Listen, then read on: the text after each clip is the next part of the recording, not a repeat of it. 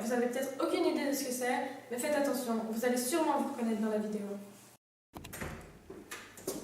Salut les gars. Salut. Ça va?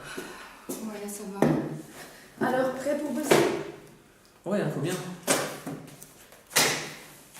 Allez.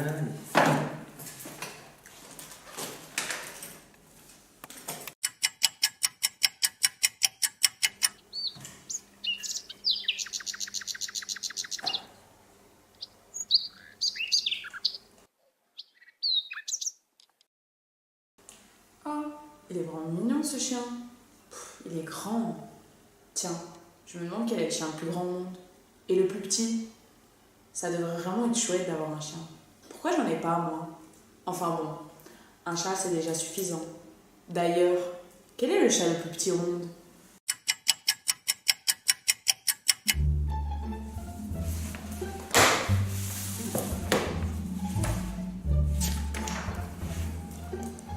Oh, le temps passe vraiment pas, il faudrait que j'avance.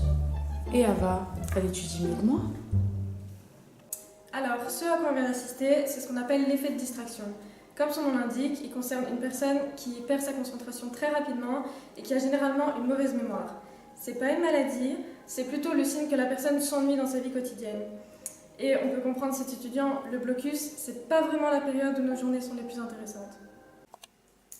Oh, j'ai trop bien révisé mes maths, je suis trop contente. Je suis sûre que je vais avoir un 20 sur 20 à l'examen. Ah bon? Et si je te posais un problème, tu pourrais le résoudre? Bah oui, bien sûr. Alors, si je te disais que 14 moins 1 faisait 9, tu me croirais? 14 moins 1 fait 9. C'est pas logique, non, désolée. Si, c'est possible. Va me montrer. Alors, ici tu as exactement 14 crayons. En retirant un seul, je vais obtenir 9. Regarde comment je fais.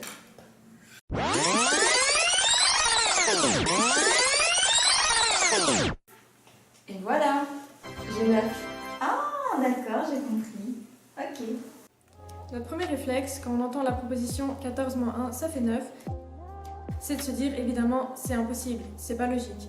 Mais en réalité, ça illustre ce qu'on appelle le biais sophistique. Ce qu'il faut retenir, c'est que c'est pas parce qu'une idée est défendue de manière illogique que cette idée est fausse. Le problème peut venir du raisonnement, mais l'idée peut tout à fait être vraie. Loïs, Oui. ça te dirait d'aller boire un verre? Parce que regarde, il fait magnifique dehors, ça fait déjà 2 heures qu'on bosse, et en plus ça prendra qu'une demi-heure. C'est vrai qu'il fait beau, hein. Bon, allez, je termine ça et après, d'accord. Ça me va. En réalité, il y a tous les autres points négatifs que Loïs est en train d'ignorer, comme arrêter d'étudier et ne pas être prête pour l'examen, prendre le risque de rater son examen, se retrouver à étudier pendant la nuit, ne pas dormir suffisamment. Loïs est malheureusement resté bloqué sur le fait qu'il fasse beau. Vous êtes peut-être déjà rendu compte que quand on doit prendre une décision, on évalue rarement les facteurs de la même manière. On aura souvent tendance à se concentrer sur les arguments qui correspondent à notre situation et à nos besoins à ce moment-là. Par exemple, cette étudiante qui a décidé d'aller boire un verre au lieu d'étudier, vous pensez vraiment qu'elle a pris la bonne décision en évaluant le pour et le contre? Bof, hein. D'ailleurs, il faudrait peut-être que je m'y mette moi aussi. Sam, tu viens avec nous?